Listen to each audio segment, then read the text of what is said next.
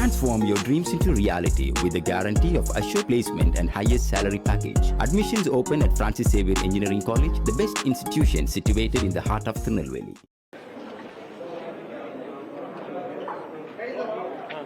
அனைவருக்கும் வணக்கம்.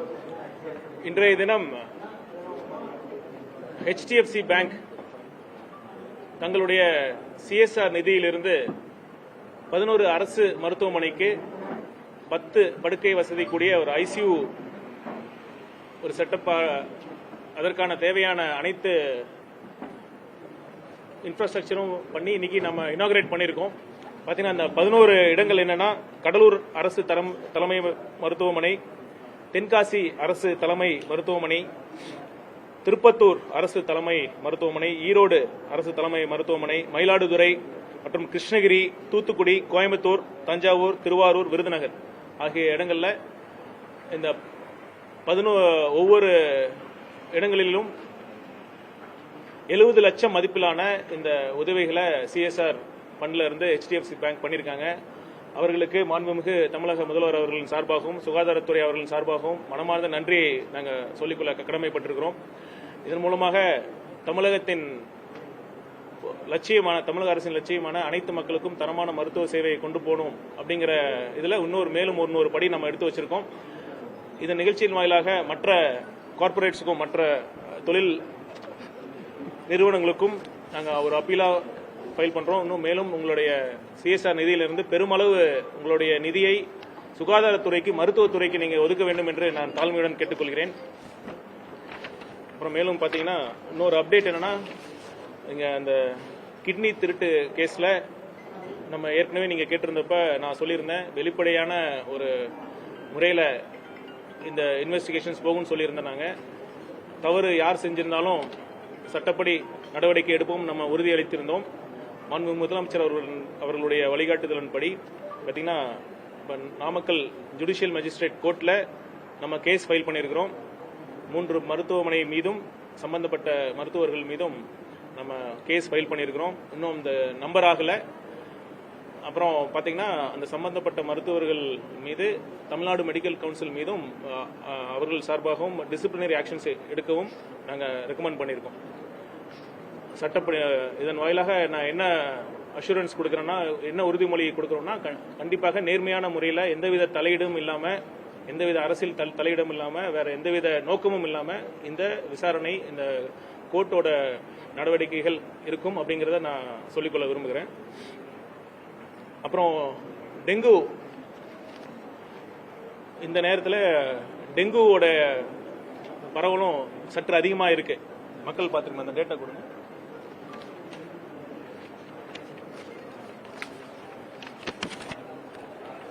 சென்ற ஆண்டுகளை கம்பேர் பண்றப்ப 2024 இதே அப் டு ஜூலை 21 வரைக்கும் கிட்டத்தட்ட 23,000 கேஸ் இருந்தது.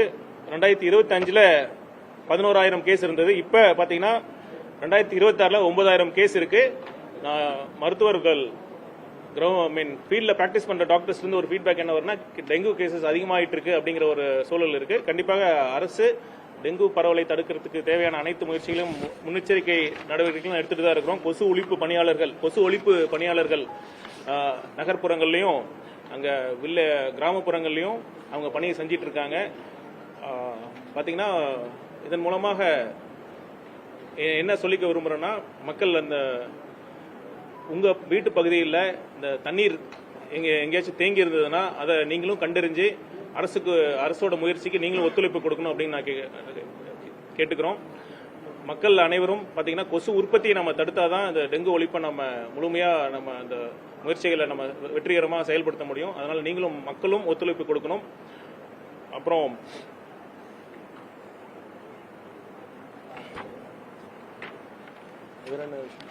வேற இதுதான் நம்ம சொல்ல வேண்டியது.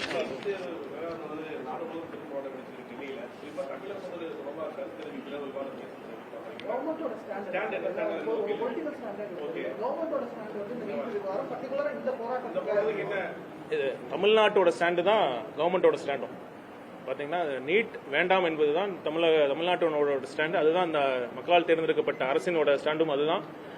நீட் பார்த்தீங்கன்னா கிராமப்புற மக்களுக்கு எதிரானது, மாநில உரிமைகளுக்கு எதிரானது. அதனால நம்ம நீட் வேண்டாம் என்று சட்டமன்றத்தில் ஏற்கனவே தீர்மானம் போட்டிருக்கோம். மீண்டும் ஒரு முறை நாங்கள் தீர்மானத்தை கொண்டு வரோம். அந்த கேஸ் சுப்ரீம் கோர்ட்டில் நம்ம ஒரிஜினல் சூட் ஃபைல் பண்ணியிருக்கோம்.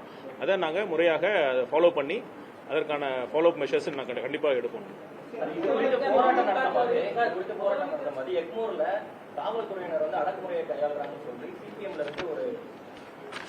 அறவழி போராட்டத்திற்கு கண்டிப்பாக இந்த அரசு எப்பயுமே எதிராக இருக்காது. பார்த்தீங்கன்னா இதுக்கு நிரந்தர தீர்வு என்னன்னா அந்த கல்வி மற்றும் மருத்துவத்தை மாநில பட்டியலுக்கு கொண்டு வரதான் நிரந்தர தீர்வா இருக்கும். அது இடைக்கால தீர்வாக நம்ம முதலமைச்சர் அவர்கள் 2 வருஷத்துக்கு முன்னாடியே சொல்லியிருக்காங்க. ஒரு ஸ்பெஷல் கன்கரண்ட் லிஸ்ட் கொண்டு வந்து இந்த மருத்துவம் கல்வி அங்க கொண்டு வந்தா மாநிலங்களுக்கு அவங்கவுங்க மாநில தேவை, அவங்களுடைய மக்களுடைய உணர்வுகள் சார்ந்து அவங்க முடிவெடுக்கக்கூடிய ஒரு அதிகாரம் நம்ம கொடுக்கணும். இப்ப எனக்கு என்ன புரியலன்னா, ஒன்றிய அரசு ஏன் பாத்தீங்கன்னா அனைத்து மாநிலங்களுக்கும் தான் ஒரு காமனான ஒரு என்ட்ரன்ஸ் வைக்கணும். ஏன்னா மாநில அரசுகள் அவங்க செலவுல கஷ்டப்பட்டு இவ்வளவு நீண்ட நெடுங்காலமாக மருத்துவக் கல்லூரிகளை எஸ்டாப்ளிஷ் பண்ணிருக்காங்க, அவங்களோட வரி பணத்தில் எஸ்டாப்ளிஷ் பண்ணிருக்காங்க. அந்த மருத்துவக் கல்லூரிக்கும் தான் ஒரு அட்மிஷன்ஸை முன்னெடுக்கணும், அவங்க தான் பண்ணணும், எக்ஸ்க்ளூசிவா அவங்க மட்டும் தான் பண்ணணும்னு ஒன்றிய அரசு சொல்ல வேண்டிய தேவையில்லை. இப்ப சென்ட்ரலைஸ்டா இப்படி ஒரு எக்ஸாம் நடத்துறதுனால தான் பல லட்சம் மாணவர்கள் நாடு முழுவதும் இந்த எக்ஸாம்ஸ் நடத்துறதுனால கண்டிப்பா எங்க ஒரு இடத்துல லீக் ஆகிறதுக்கான சந்தர்ப்பம் சூழல் கண்டிப்பா வருது. இது இந்த கொஸ்டின் பேப்பர் லீக்ங்கிறது ஃபர்ஸ்ட் டைம் இல்ல, ஏற்கனவே பல முறை இது நடந்திருக்கு. இது யாரு வந்தாலும் கண்டிப்பாக ஏதோ ஒரு இடத்துல இவ்வளவு பெரிய லார்ஜ் ஸ்கேல்ல எக்ஸாம்ஸ் நடத்துறதுனால ஒரு லீக் ஆகிறதுக்கான பாசிபிலிட்டிஸ் இருக்கு. கண்டிப்பாக ஒன்றிய அரசு தன் பிடிவாதமான போக்கை விட்டுவிட்டு அந்தந்த மாநில அரசுகளுக்கு அந்த மருத்துவ நுழைவு தேர்வை கண்டக்ட் பண்றதா இருக்கட்டும், அந்த அட்மிஷன்ஸை கண்டக்ட் பண்றதாக இருக்கட்டும், அந்தந்த மாநிலங்களுக்கே கொடுத்துட்டா இந்த பிரச்சனை இருக்காது. ஏன்னா ஒன்றிய அரசுக்கு வேற நிறைய விஷயங்கள் அவங்க பண்ண வேண்டிய பொறுப்பு நிறைய இருக்கு. அவங்களுக்கு இந்த ராணுவம், எக்ஸ்டர்னல் அஃபேர்ஸ், டிஃபென்ஸ், கம்யூனிகேஷன்ஸ், அதெல்லாம் பினான்ஸ், எக்கனாமிக் மேனேஜ் பண்றதெல்லாம் ஒன்றிய அரசோட நிறைய பொறுப்புகள் இருக்கு. இந்த கல்வி மருத்துவம் சார்ந்த விஷயங்கள்லாம் எப்படி நம்ம லா அண்ட் ஆர்டர் ஸ்டேட்டுக்கு கொடுக்குறோமோ அது மாதிரி நமக்கு ஸ்டேட்ஸ் கொடுத்துட்டா கண்டிப்பாக இந்த பிரச்சனை வராது. நம்ம ஒன்றிய அரசு கண்டிப்பா கல்வி மருத்துவத்தில் இருக்கணும்னு நம்ம சொல்ல, அவங்க ஒரு ஸ்பெஷல் கன்கரண்ட் லிஸ்ட்ல அவங்க ஆபரேட் பண்ணலாம். மாநில அரசுக்கு முழு சுதந்திரம் வேணும், அதுதான் நம்மளோட கோரிக்கையா இருக்கு. அதுக்கான முயற்சிகள் நான் கண்டிப்பாக எடுப்பேன். அதே போன்று திங்கட்கிழமை காலையில மாணவர் போராட்டம் பண்ணி அவங்கள அடக்குமுறை உள்ளாக்குறதோ எல்லா வீடியோஸும் பார்த்துருக்கீங்க.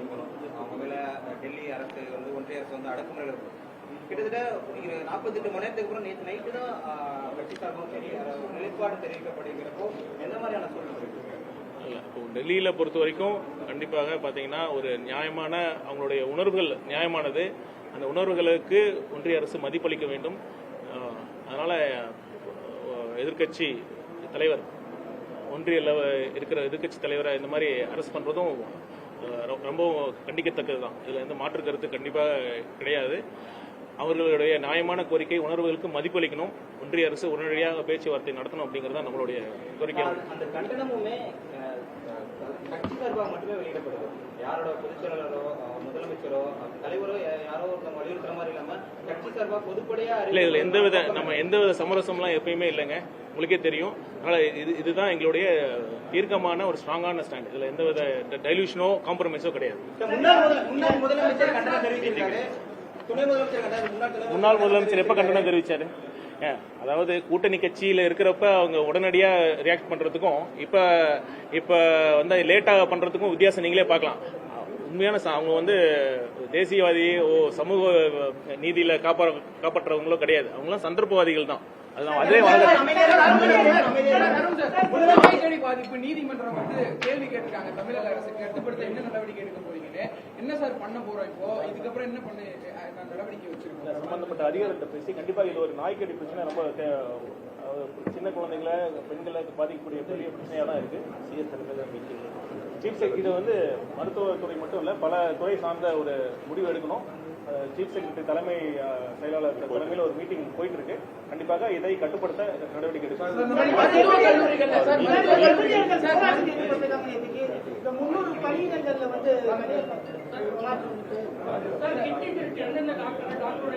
இல்ல, அது கேஸ் ஃபைல் பண்ணிட்டு முடிகிறப்ப மெடிக்கல் காலேஜ்ல கூடுதல் கட்டணம் 2 கமிட்டி அமைச்சிருந்தோம். ஒரு கமிட்டி பிரைமரி அஃபேர்ஸ் தான் சொல்லியிருக்காங்க. அதுக்கு என்ன சார் நடவடிக்கை எடுக்க போறோம்? அடுத்தது ஒரு கமிட்டி அமைச்சிருக்கோம். இல்ல முதல்ல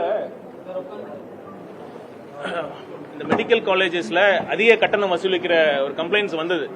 அதற்காக நாங்கள் ஒரு கமிட்டி அப்பாயிண்ட் பண்ணியிருந்தோம். அவங்க கமிட்டி ரிப்போர்ட் சப்மிட் பண்ணாங்க. ஆனால் அந்த ரிப்போர்ட் முழுமையா இல்லை, இன்னும் அந்த ப்ராப்பரா அந்த எவிடன்சஸ்லாம் கலெக்ட் பண்ணாதனால திருப்பியும் இன்னொரு கமிட்டி அப்பாயிண்ட் பண்ணியிருக்கோம். டீடைல் என்கொயரி கண்டக்ட் பண்றதுக்காக இன்னொரு கமிட்டி அப்பாயிண்ட் பண்ணியிருக்கோம். அந்த ரிப்போர்ட் வந்ததுக்கு அப்புறம் கண்டிப்பாக சம்பந்தப்பட்ட கல்லூரி மீது நடவடிக்கை எடுக்கப்படும். சித்த மருத்துவம் படிச்சவங்க பாத்தீங்கன்னா ஒரு வேலை வாய்ப்பு இல்லை தமிழ்நாட்டில். ஆண்டுக்கு 25 சீட்டு தான் எம்ஆர்பி மூலியமா வழங்கப்படுது அப்படின்னு சொல்றாங்க. இதனால அவங்களோட வாழ்வாதாரம், திருமணம் ஆகல, வேலை வாய்ப்பு கிடைக்கல அப்படின்னு ஒரு பெரிய சோகத்திலேயே இருக்காங்க. அது தமிழ்நாடு அரசு எடுத்து பாத்தீங்கன்னா கண்டிப்பாக அந்த சித்தா தமிழ்நாட்டோட பெருமை தான். அதற்கான தேவைகள் சித்த மருத்துவமனை இன்னும் மேலும் நல்ல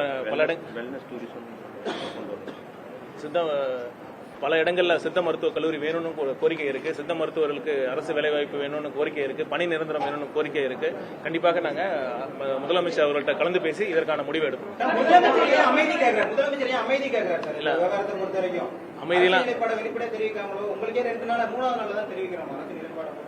அமைதியெல்லாம் இல்லைங்க. கண்டிப்பாக தமிழ்நாடோட அரசோட நிலைப்பாடை கண்டிப்பாக நாங்கள் ஸ்ட்ராங்கா எப்பவும் தான், இது புதுசா இல்லைங்க, எப்பவுமே நம்ம சொல்லிட்டு தான் இருக்கோம். முதலமைச்சர் இந்த தீர்வே முதலமைச்சர் அவர்கள் தான் சொன்னார். இந்த இடைக்கால தீர்வே முதலமைச்சர் அவர்கள் அமைதி காக்க வேண்டிய தேவையும் இல்லை, அவசியம் இல்லை. அவர் எப்பயும் போல இந்த மாநிலம் நலன் சார்ந்த விஷயங்கள்ல உறுதியாக தான் இருக்கிறார்.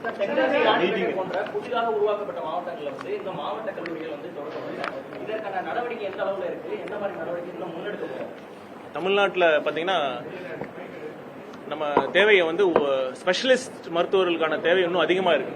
பார்த்தீங்கன்னா நிறைய இடத்துல நம்ம மருத்துவமனை, அரசு மருத்துவமனைகள்லாம் இருக்காங்க. இன்னும் பல இடங்கள்ல இன்னும் நம்ம நியூரோ சர்ஜரி, கார்டியாலஜி, நெஃப்ராலஜி போன்ற டாக்டர்ஸோட ஸ்பெஷலிஸ்டான தேவை இருக்கு. நம்ம கண்டிப்பா அதையும் நம்ம பண்ணுவோம். நீங்க கேட்கறதையும் நம்ம அரசோட பரிசீலனையில் இருக்கு.